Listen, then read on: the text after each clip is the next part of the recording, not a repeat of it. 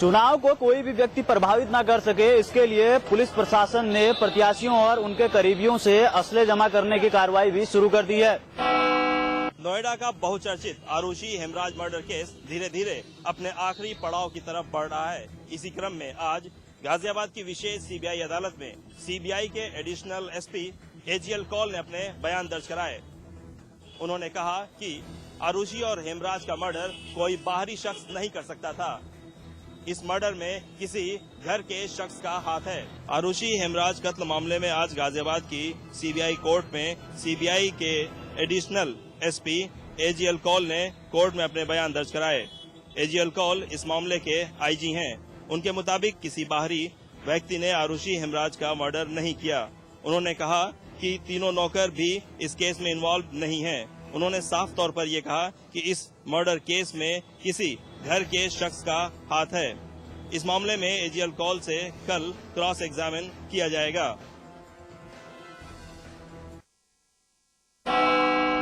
दिल्ली से सटे गाजियाबाद में अपराधों पर अंकुश लगाने के लिए जल्दी ही 7 नए थाने खोले जाएंगे।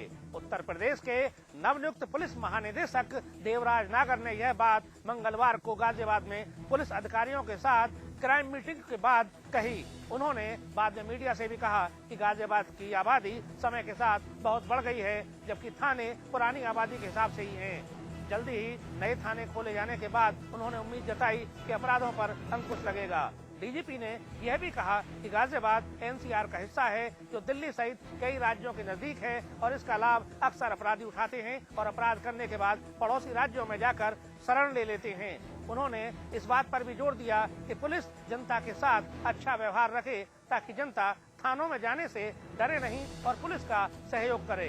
एक तो एनसीआर रीजन है। एनसीआर रीजन के साथ साथ ही कई प्रदेशों का जो है ये बाउंड्री मिलती है यहीं आसपास।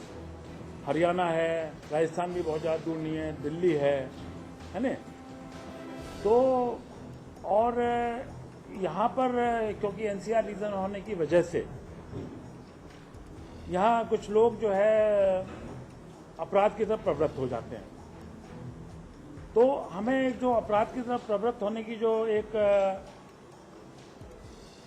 लोगों के अंदर टेंडेंसी है, उसको खत्म करना है। ये हमारे लिए बहुत बड़ी चुनौती है। उत्तर प्रदेश के नए डीजीपी देवराज नागर जिस समय गाजियाबाद में कानून व्यवस्था में सुधार लाने की बात कर रहे थे और पूरे प्रदेश में कानून व्यवस्था में जल्द ही सुधार के दावे कर रहे थे, लगभग उसी समय यूपी की पूर्व मुख्यमंत्री मायावती लखनऊ में कानून व्यवस्था को मुद्दा बनाकर यूपी में राष्ट्रपति शासन लगाने की मांग कर रही थी। अब देखना ये है कि विपक्षी दलों की घेराबंदी के बीच यूपी के नए पुलिस महानिदेशक के दावों पर यूपी पुलिस कितना खरा उतरती है। बुलंदशहर में बदमाशों के हौसले कितने बुलंद हैं कि एक लड़के ने एक तरफा प्यार के चक्कर में एक लड़की की जिंदगी दांव पर लगा दी। बुलंदशहर के खुर्जा के ट्रामा अस्पताल में एक लड़की गंभीर हालत में भर्ती है। मामला 9 अप्रैल का है, जब एक लड़का घर में अकेली लड़की को पाकर उसके साथ जबरदस्ती करने लगा। लड़की के मना करने पर उसने उसको जबरन तेजाब पिला दिया। एक लड़का एक लड़की से बेहिता मोहब्बत करता था। बलात्कार की कोशिश में नाकाम होने पर लड़के ने गुस्से में आकर जबरदस्ती लड़की को तेजाब पिला दिया और वहां से फरार हो गया। परिजन आरोपी के खिलाफ बलात्कार व हत्या के प्रयास का मामला दर्ज करवाने पुलिस स्टेशन पहुंचे, लेकिन पुलिस ने आरोपी के खिलाफ आत्महत्या को प्रेरित करने का मामला दर्ज किया। लड़की के घर वाले पुलिस पर आरोप लगा रहे हैं कि आरोपी को पकड़ने की बजाय लड़की को ही धमकाया जा रहा है। आए दिन लड़कियों से छेड़छाड़ के मामले सामने आ रहे हैं और उस पर पुलिस का ये गैर जिम्मेदाराना रवैया। आखिर ऐसे में कोई भयमुक्त समाज की कल्पना कैसे कर सकता है। बिजनौर के डीएम कार्यालय परिसर में एक युवक की गोली लगने से मौत हो गई। दरअसल युवक जमीन के बैनामे को लेकर गवाह बनकर आया हुआ था। इस बीच कार में रखी बंदूक का ट्रिगर अचानक से दब गया, जिससे युवक की मौके पर ही मौत हो गई। इस पूरे मामले को लेकर पुलिस महकमे में हड़कंप का माहौल है। पुलिस अब इस पूरे मामले को गंभीरता से लेते हुए हत्या या हादसा की गुत्थी को सुलझाने में जुट गई है। आगरा कैंट रेलवे स्टेशन के बाहर जीआरपी ने एक नशे की हालत में नाइजीरियन युवक को उस वक्त गिरफ्तार किया जब वो लोगों से जमकर अभद्रता कर रहा था। मौके पर पहुंची जीआरपी पुलिस ने उसको बमुश्किल कब्जे में किया। आगरा की जीआरपी पुलिस ने कैंट स्टेशन से एक नाइजीरियन युवक स्टैनली को गिरफ्तार किया है, जो आगरा कैंट स्टेशन पर प्लेटफॉर्म के बाहर नशे में उत्पात मचा रहा था। पहले तो किसी ने उसे पर्यटक समझ किसी ने कुछ नहीं कहा, लेकिन जब बात ज्यादा बढ़ गई तो आगरा कैंट थाने की जीआरपी को सूचना दी गई और जब पुलिस ने उसको पकड़ा तो नाइजीरियन युवक स्टैनली ने पुलिस जीप पर हमला बोल दिया। जीप के शीशे भी तोड़ दिए। बमुश्किल जीआरपी आगरा पुलिस ने उसे गिरफ्तार कर थाने में बंद किया। फिलहाल स्थानीय पुलिस के अलावा LIU उससे पूछताछ कर रही है। पुलिस की माने तो ये नाइजीरियन युवक कल शाम को भी आगरा कैंट स्टेशन पर देखा गया था। इसके पास जो कागजात मिले हैं उसके अनुसार इसका वीजा 21/5/2012 को खत्म हो चुका है। ये युवक तभी से आगरा में रह रहा है। अभी इससे पूछताछ की जा रही है। पकड़ा गया नाइजीरियन युवक भी पुलिस व स्थानीय पुलिस और खुफिया विभाग को कुछ नहीं बता पा रहा है। गिरफ्तार करते समय यह नाइजीरियन युवक पुलिस पर भी भारी पड़ गया। उसने जमकर उत्पाती नहीं बल्कि पुलिस की गाड़ी को भी निशाना बनाया और पुलिस की गाड़ी का एक शीशा भी तोड़ दिया। फिलहाल जीआरपी पुलिस और खुफिया विभाग इस युवक से पूछताछ करने में जुट गई है। बेखौफ बदमाश खौफजदा लोग, जी हाँ, यही आलम है हाथरस का। हाथरस के सादाबाद में विद्युत विभाग के अकाउंटेंट जो अपनी उगाही का 22 लाख रुपए बैंक में जमा करने गए थे, तो हथियारबंद बदमाशों ने तमंचे की नोक पर उनसे रुपयों भरा थैला छीन लिया और फरार हो गए। हाथरस के सादाबाद में आज दोपहर विद्युत विभाग के अकाउंटेंट से हथियारबंद बदमाशों ने 22 लाख रुपए से भरा थैला उस वक्त छीन लिया जब अकाउंटेंट अपनी अल्टो गाड़ी से यह पैसा सादाबाद की स्टेट बैंक में जमा कराने गया था। जैसे ही अकाउंटेंट राजेश सारस्वत ने अपनी गाड़ी खोली तभी बदमाशों ने उस पर पिस्टल तान दी और एक बदमाश ने अपनी बट से उस पर प्रहार किया। दूसरे बदमाश ने उसके हाथ से थैला छीन लिया और फरार हो गए। हाथरस में कानून व्यवस्था का आलम यह है कि सरे बाजार दोपहर के 2 बजे बदमाश घटना को अंजाम देकर चले जाते हैं और पुलिस उनका सुराग तक नहीं लगा पाती। देश के अग्रणी खगोल संस्थानों में शामिल एरीज के निदेशक प्रोफेसर राम सागर पर कसेगा सीबीआई का शिकंजा। नैनीताल हाईकोर्ट ने सीबीआई निदेशक को आदेश दिए हैं कि प्रोफेसर राम सागर के खिलाफ जल्द से जल्द FIR दर्ज कर जांच शुरू की जाए। नैनीताल स्थित आर्यभट्ट प्रेक्षण विज्ञान शोध संस्थान यानी एरीज की शाख पर बट्टा लग गया है। एरीज के निदेशक प्रोफेसर राम सागर पर नियुक्ति में धांधली और ठेके वितरण में घोर अनियमितता बरतने के गंभीर आरोप लगे हैं। नैनीताल हाईकोर्ट में दायर एक जनहित याचिका में प्रोफेसर राम सागर पर आरोप है कि उन्होंने अपने चहेतों को नौकरियां मुहैया कराने के लिए सारे नियम कानूनों को ताक में रख दिया।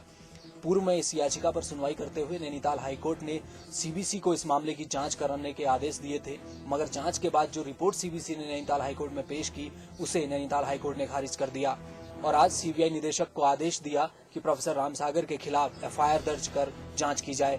वर्तमान में प्रोफेसर राम सागर सेवा विस्तार पर एरीज के निदेशक बने हुए हैं।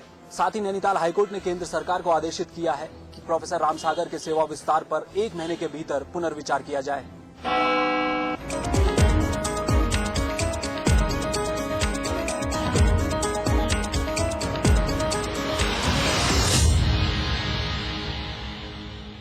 हमारी जिंदगी का एक मकसद बदला।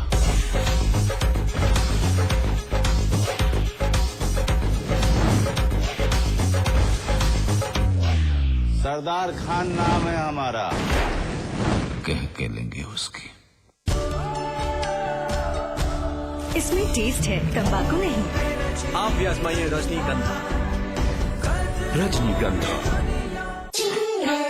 आज ली क्या? And then interestingly,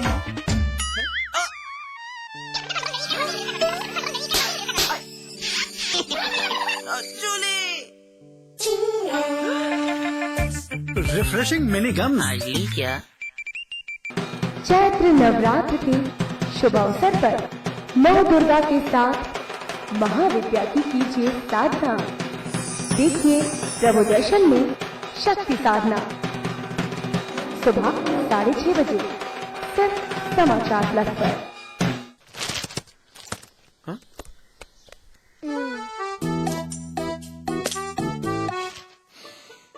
सौंफ, इलायची, खजूर, मिश्री, वाह, सब एक से बढ़कर एक है। मगर कोई अपना बड़प्पन नहीं जताता, है ना? रहो हमेशा पास पास। हाय।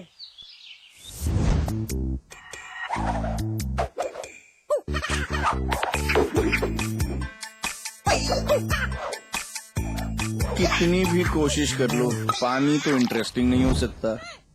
पानी? कैच पियोज। सादा पानी मत पिलाओ, जरा कैच पियोज तो मिलाओ। आम पन्ना, नींबू पानी, जलजीरा और बहुत सारे मजेदार फ्लेवर्स में।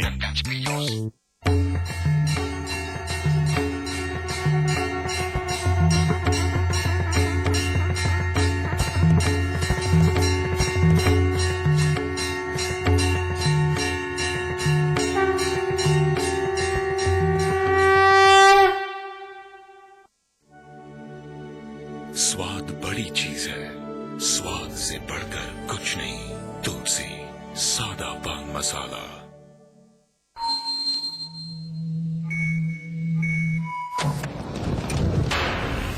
पत्रकारिता के हर फन का उस्ताद, जो खबरों में भर देता है फौलाद, सच की वकालत करने वाला एक नौजवान, जो बंद कर देता है हर झूठ की जुबान। लोग कहते हैं जिसे बेबस और मासूमों की आवाज, जिसकी एंकरिंग का है अपना एक अलग अंदाज। देखिए अतुल अग्रवाल को सिर्फ समाचार प्लस पर। खबर वही जो हमने कही।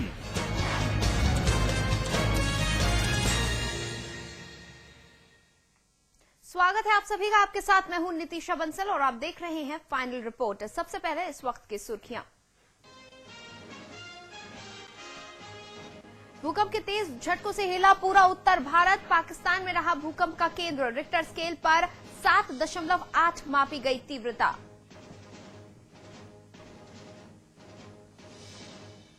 बीएसपी सुप्रीमो मायावती ने समाजवादी पार्टी पर फिर साधा निशाना। कहा सपा नेताओं को गुंडा नहीं दहशतगर्द कहना होगा सही। केंद्र से की सूबे में राष्ट्रपति शासन लगाने की मांग।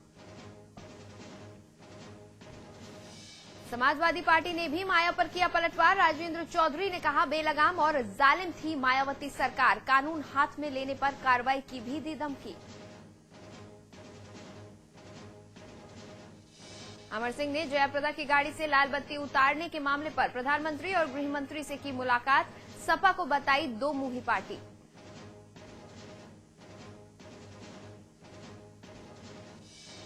उत्तराखंड के मुख्यमंत्री विजय बहुगुणा ने कांग्रेस अध्यक्ष सोनिया गांधी से की मुलाकात। निकाय चुनावों की तैयारियों की दी जानकारी। पार्टी की जीत का भी दिलाया भरोसा।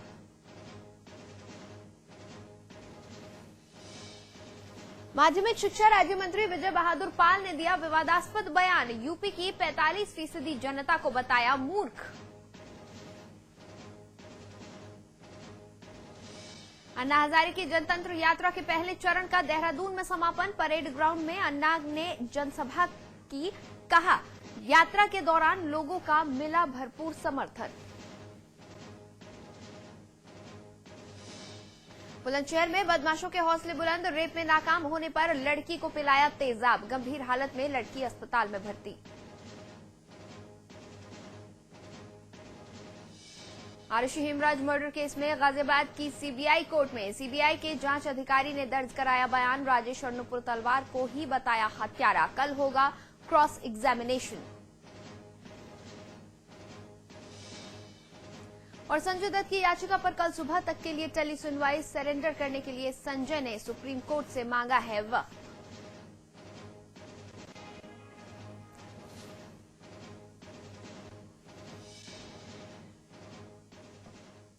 तो ये थी सुर्खियां और अब खबरें विस्तार से। देश की राजधानी दिल्ली समेत पूरा उत्तर भारत 4:20 पर भूकंप के झटकों से थर्रा उठा।